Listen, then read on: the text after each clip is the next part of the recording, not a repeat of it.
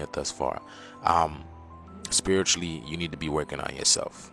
This is it. This is literally it. This is what they stopped you from doing your whole life. This is what school, work, and all this stuff was created for, to keep you from knowing what's really going on in the world, which is ascension. Life ain't supposed to be like this, y'all. That's why I be saying, let's get this shift. But this video is strictly for entertainment purposes only. I am only raising awareness to interesting situations during this interesting time. Let us know what you guys think about this video, y'all. Thank you for tuning to my frequency. Let's get this shift. Peace in. On July 8th, 99% of the world is lit up.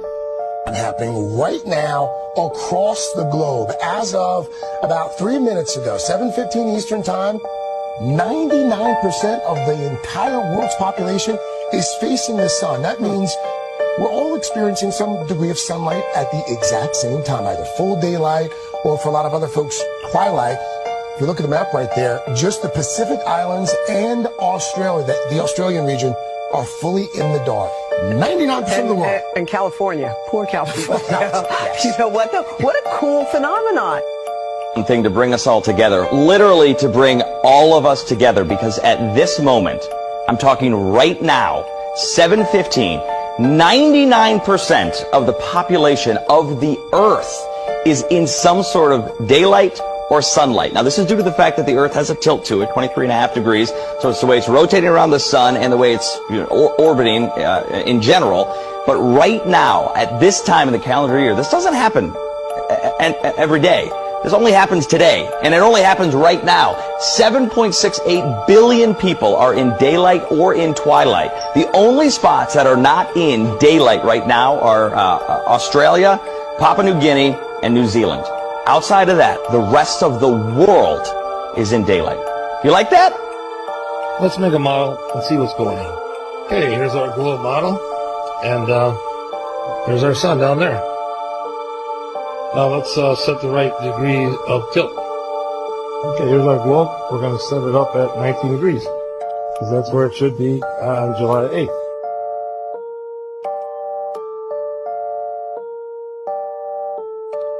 Okay, so here's the sun shining on the globe at 19 degrees.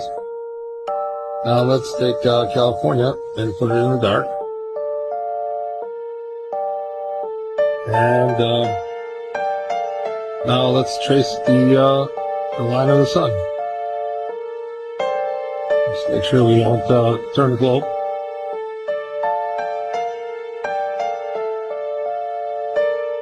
Okay, now let's turn the light on and take a look.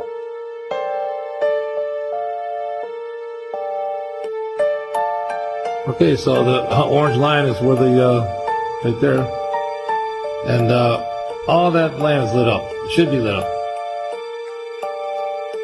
All this land should be lit up, but it's not. Except for Australia and New Zealand down here. So that's not working. Check out all the land that doesn't lit up on the globe.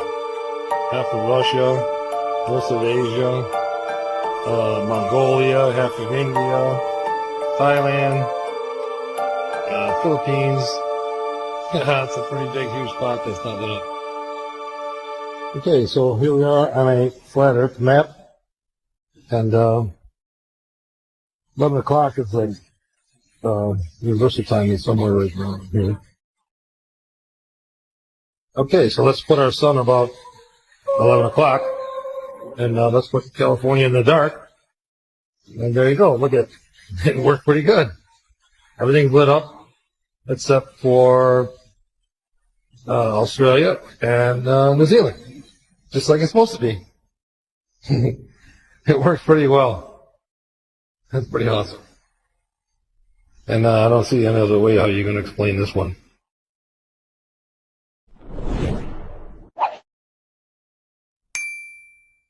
Look at this, you guys. I want you guys to see this. How is this possible? So we're not even in April yet, right? But look at this. For the solar eclipse, you have a high percentage of clouds over the path of totality. Look at this. And over here you have medium clouds, and over here you have low clouds.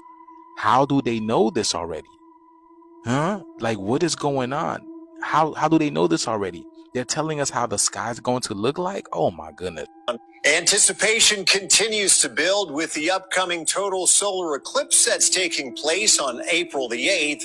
What we've done here is overlaid cloud coverage that's typical for the first couple of weeks of April, and then also looked at the path of totality. And we can pinpoint even right now down to the mile exactly where this path of totality is going to be. We can even tell you when the eclipse is going to begin and end. What we can tell you right now is the weather forecast, and that's obviously very crucial for April the 8th, but we can kind of give you a hint at what typically takes place in early to mid-April. Cloud cover predominates, especially up here to the north, from the Great Lakes into northern New England, 70 to 80% cloud coverage on average in that time of April. So chances of you seeing the eclipse in Cleveland, Buffalo, Burlington, Vermont, not as great. The cloud coverage averages about 60 to 70% in the Ohio Valley, around Indianapolis, Muncie, Indiana.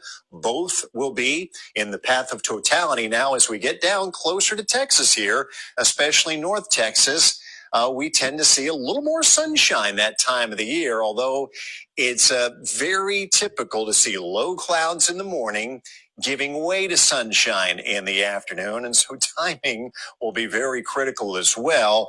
It looks like right now, at least according to climatology, the best odds of having a clearer sky for the total solar eclipse will be down in south parts of Texas, parts of South Texas.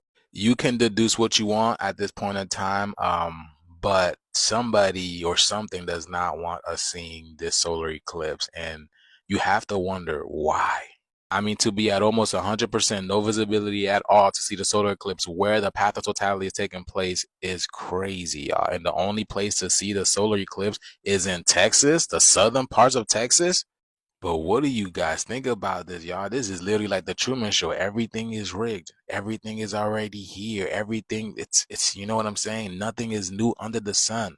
Everything is cyclical, and we're just going through the changes right now, and we are waking up out of its illusion. That's what we're doing right now. But that's just crazy how they're telling us this shit already, man. Something does not want us ascending, y'all. But let me know what you guys think about this video. This video is strictly for entertainment purposes only. I'm only raising awareness to interesting situations during these interesting times.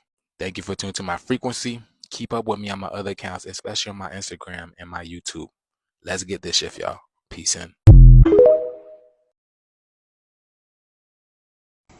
Stop and listen. I'm about to tell you some things about the eclipse that you have not heard yet.